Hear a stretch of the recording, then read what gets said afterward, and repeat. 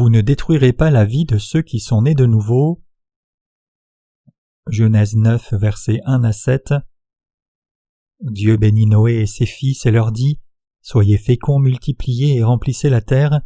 Vous serez un sujet de crainte et d'effroi pour tout animal de la terre, pour tout oiseau du ciel, pour tout ce qui se meut sur la terre et pour tous les poissons de la mer. Ils sont livrés entre vos mains. Tout ce qui se meut et qui a vie vous servira de nourriture. Je vous donne tout cela comme l'herbe verte.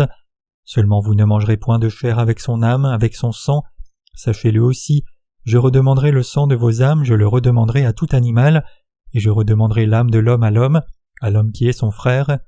Si quelqu'un verse le sang de l'homme, par l'homme son sang sera versé, car Dieu a fait l'homme à son image. Et vous, soyez féconds et multipliez, répandez-vous sur la terre et multipliez sur elle. Après que la famille de Noé soit sortie de l'arche, Dieu les bénit encore davantage. Il leur dit de porter du fruit et de se multiplier pour remplir la terre. Avant le déluge de Noé, les gens n'avaient pas mangé de viande mais vivaient seulement de légumes.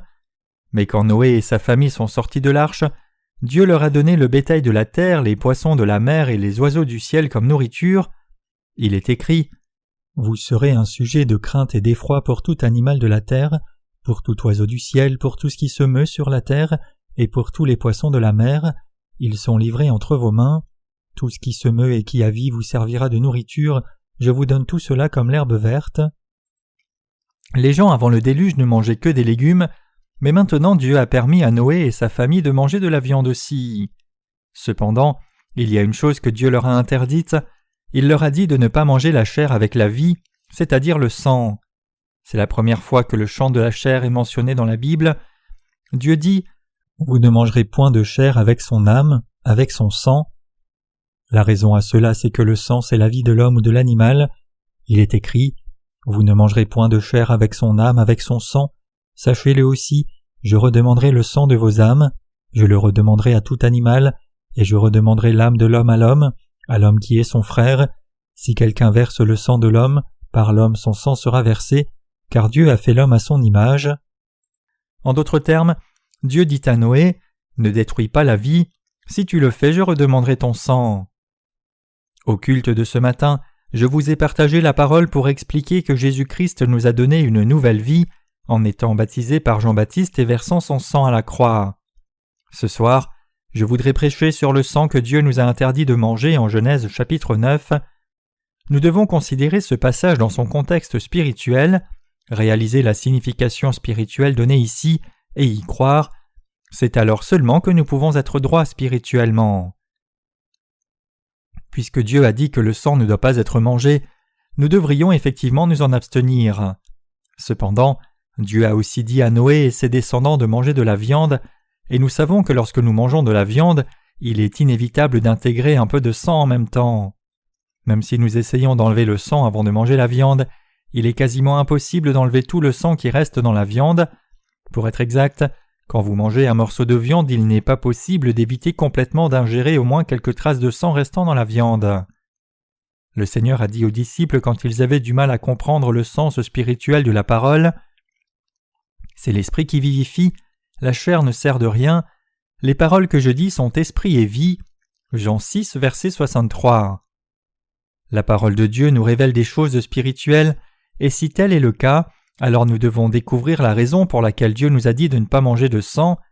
C'est alors seulement que nous pouvons obéir au Seigneur avec une compréhension claire de sa signification spirituelle. Dieu nous a dit de ne pas manger de sang parce que le sang c'est la vie de la chair.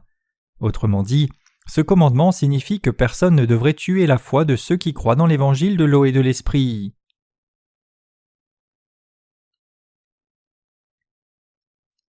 Pourquoi Dieu a-t-il dit à Noé de ne pas manger de sang ? Nous ne pouvons pas avoir une nouvelle vie en gardant les commandements de Dieu à la perfection. C'est seulement par notre foi dans l'évangile de l'eau et de l'esprit que nous pouvons recevoir la rémission des péchés, une nouvelle vie et jouir de la vie éternelle. C'est parce que Dieu nous a donné la vie nouvelle seulement par la vérité de l'évangile de l'eau et de l'esprit. Dieu a montré clairement que la vraie vie se trouve chez ceux qui croient dans l'évangile de l'eau et de l'esprit que Dieu a donné à tous, et cette vraie vie ne peut se trouver que parmi ces croyants dans l'évangile de l'eau et de l'esprit. La parole de Dieu ici nous interdisant de manger le sang montre combien l'évangile de l'eau et de l'esprit est important.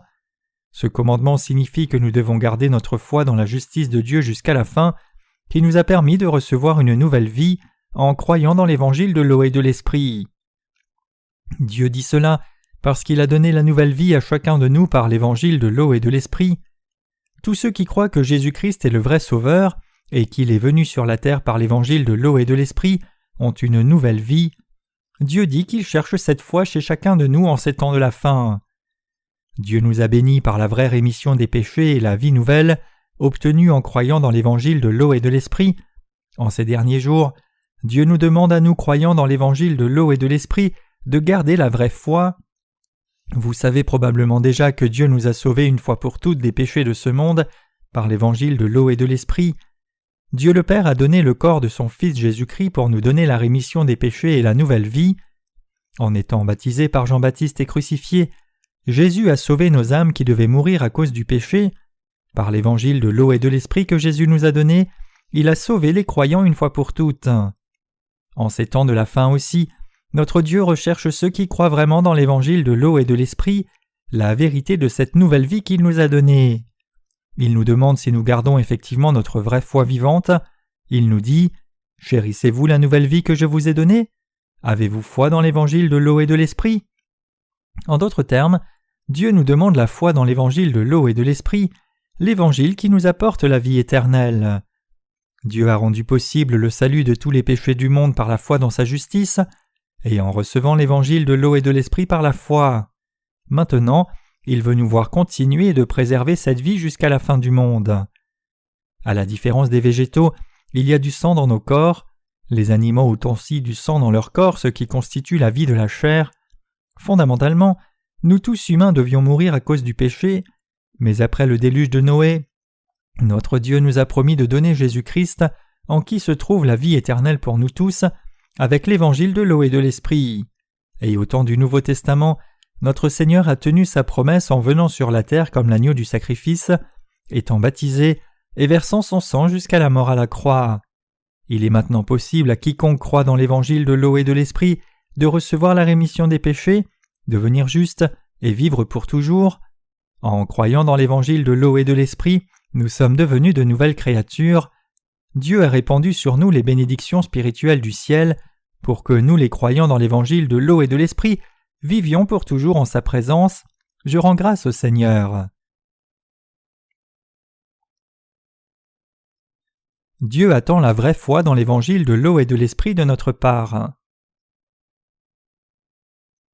Dieu nous a permis de vivre pour toujours en nous donnant l'évangile de l'eau et de l'esprit et nous faisant croire en lui.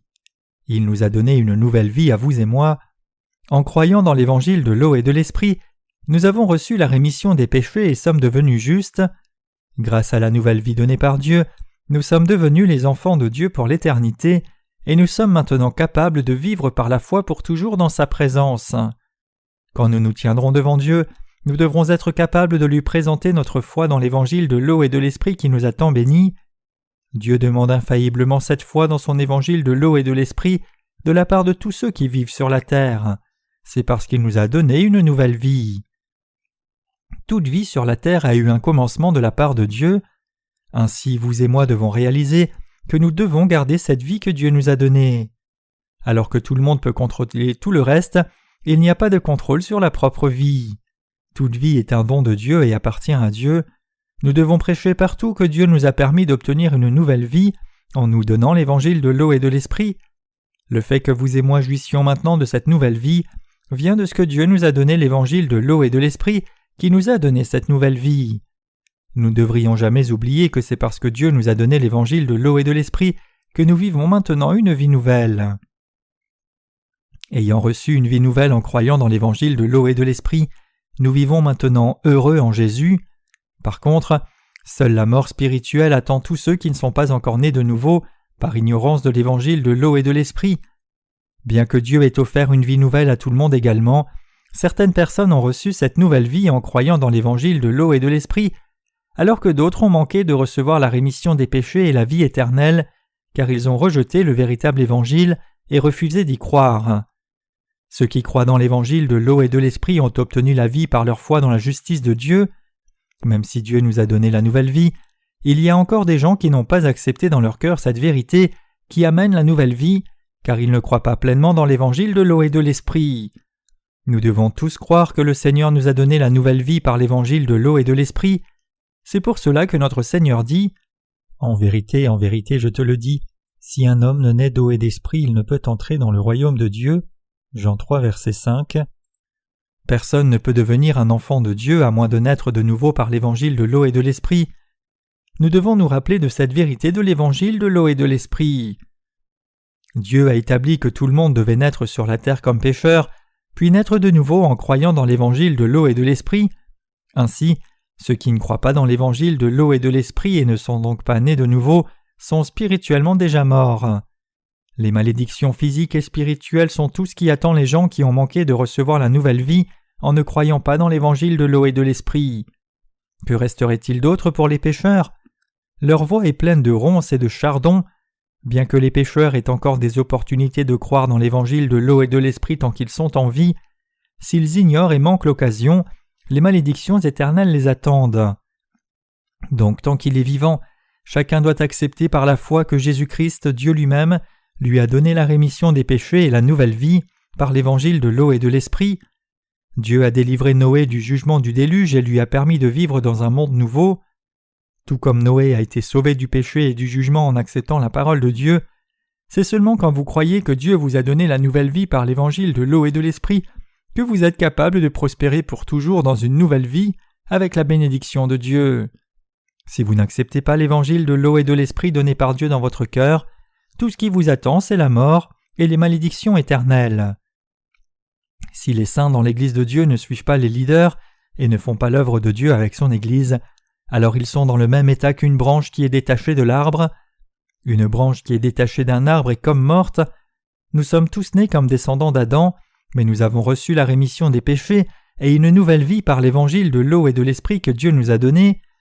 Le fait que notre Seigneur ait pris sur lui tous nos péchés une fois pour toutes au Jourdain, que son corps ait été crucifié à notre place et ait porté la condamnation de nos péchés par son sang versé, c'est la preuve que Christ nous a effectivement donné une vie nouvelle. Ce n'est que lorsque nous acceptons cette vérité dans nos cœurs que nous pouvons atteindre la nouvelle vie éternelle.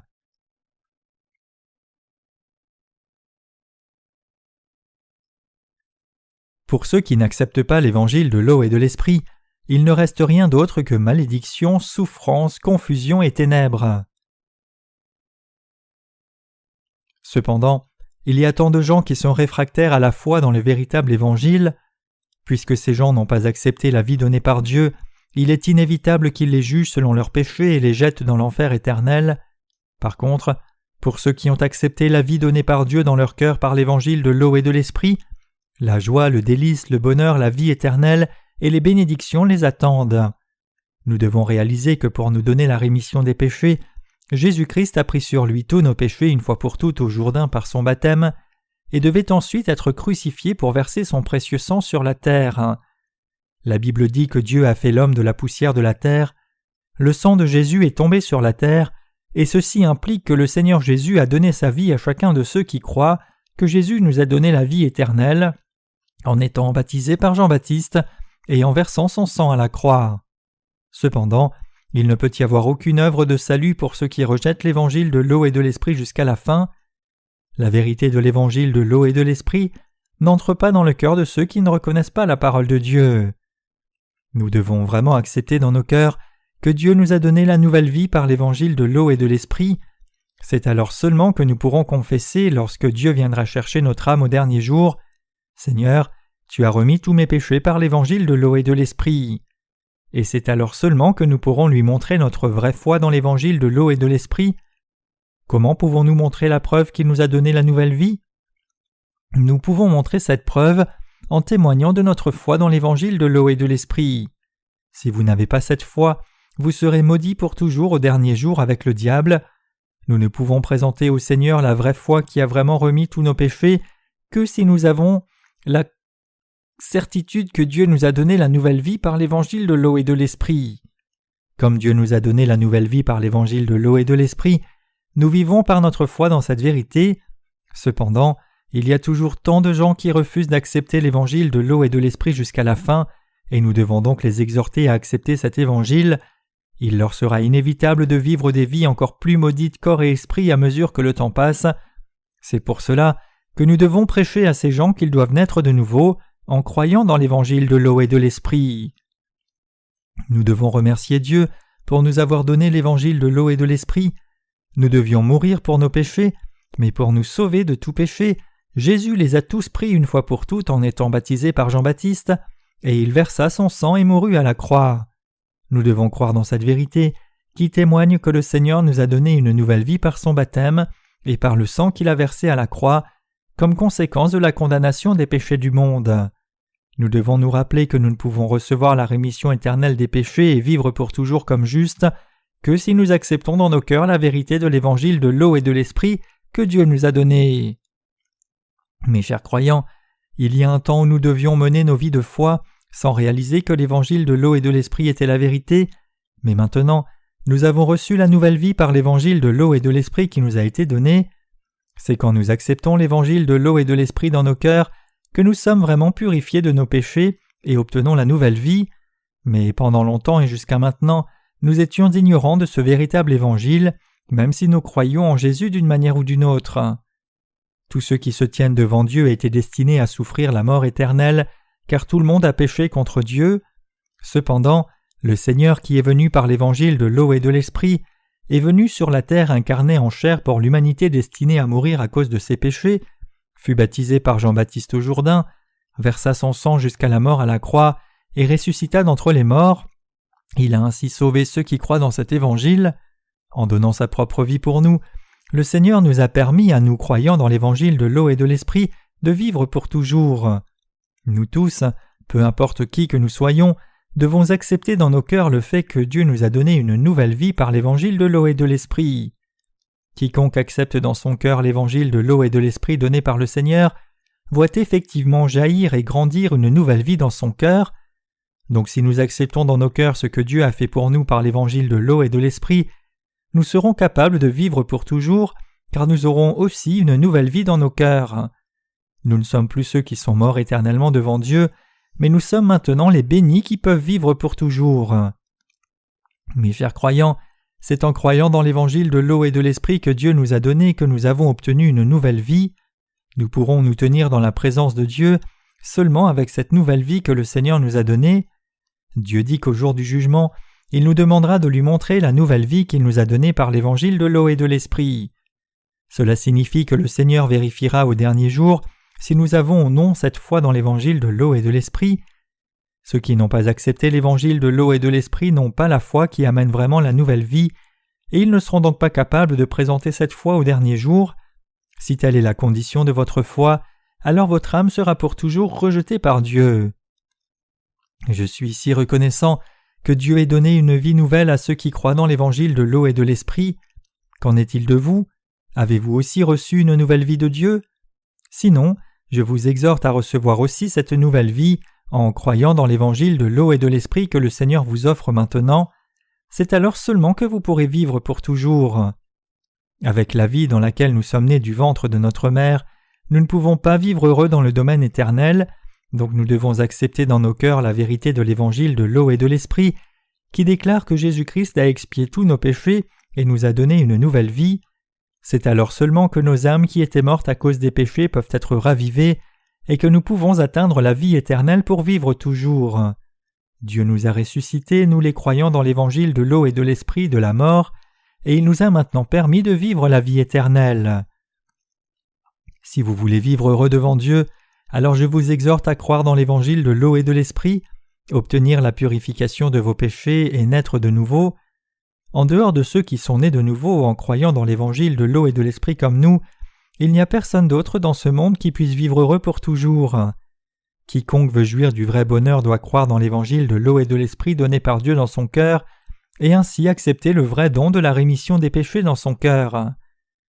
Certains chrétiens qui suivent la tendance doctrinale de leur dénomination enseignent leurs enfants à ne pas recevoir de transfusion sanguine, mais à cause de ces enseignements erronés, il y a eu des accidents tragiques où certains parents ont laissé leurs enfants mourir en refusant la transfusion sanguine.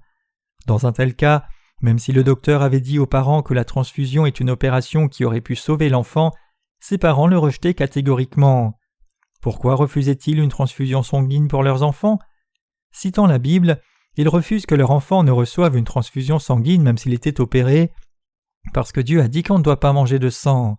À la fin, l'enfant meurt. Ses parents ont aussi été abondamment dénoncés par les gens du monde. Sans aucun doute, ils devaient être dénoncés et repris par Dieu dans leur folie.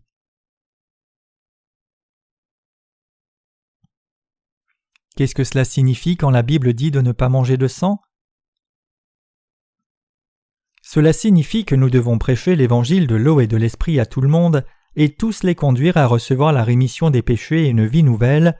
Et cela signifie aussi que personne ne devrait frapper la foi des croyants dans l'évangile de l'eau et de l'esprit. En d'autres termes, tout le monde devrait accepter le salut que Dieu nous a apporté pour nous donner une vie nouvelle et éternelle, c'est-à-dire que tout le monde devrait avoir la même foi que celle des croyants dans l'évangile de l'eau et de l'esprit. Et cela signifie aussi que quiconque ne croit pas que Dieu nous a donné la vraie rémission des péchés et la vraie vie par l'évangile de l'eau et de l'esprit perdra sa vie. Si quelqu'un ne croit pas en l'évangile de vie, l'évangile de l'eau et de l'esprit que Dieu nous a donné, et l'ignore plutôt, alors il deviendra certainement un hérétique. Autrement dit, Dieu nous dit de ne jamais perdre notre foi dans l'évangile de l'eau et de l'esprit qu'il nous a donné pour que nous ayons une nouvelle vie. Par l'évangile de l'eau et de l'esprit, le Seigneur nous a donné la rémission éternelle du péché et une vie nouvelle et éternelle. C'est pour cela que Dieu nous demandera des comptes au dernier jour pour voir si nous avons réellement foi dans ce véritable évangile de l'eau et de l'esprit. Quand les gens croient de tout cœur dans l'évangile de l'eau et de l'esprit que Dieu a donné à toute l'humanité, ils peuvent vivre pour toujours dans la présence de Dieu. Nous, les croyants dans l'évangile de l'eau et de l'esprit, sommes les enfants de Dieu, et nous pouvons vivre pour toujours cette nouvelle vie que Dieu nous a donnée. La Bible dit que tous les humains ont été faits à l'image de Dieu.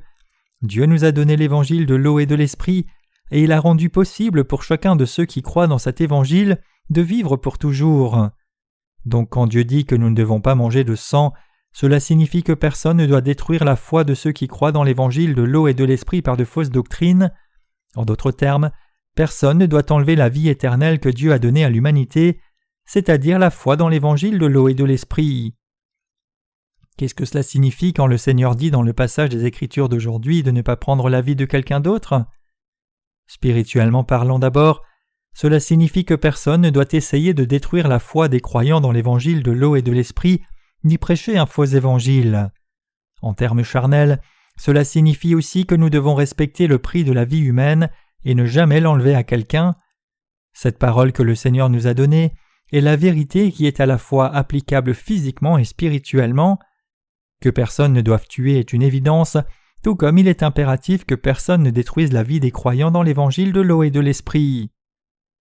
Qu'est-ce que cela signifie d'essayer de détruire la vie humaine ? C'est essayer de détruire la foi des croyants dans l'évangile de l'eau et de l'esprit. S'opposer à la diffusion de l'évangile de l'eau et de l'esprit est aussi une tentative de destruction de la vie humaine, mais certains s'opposent encore à cet évangile de l'eau et de l'esprit et croient seulement dans leur propre fausse doctrine en disant « Comment Jésus a-t-il pris les péchés du monde quand il fut baptisé par Jean-Baptiste au Jourdain ?» Du point de vue de Dieu, ce ne sont autres que ces gens qui s'opposent à la justice de Dieu et essayent de détruire la vie donnée par Dieu. Dieu a écrit l'évangile de l'eau et de l'esprit complet dans la Bible pour nous, et il nous a permis de recevoir la vie éternelle en croyant dans cet évangile.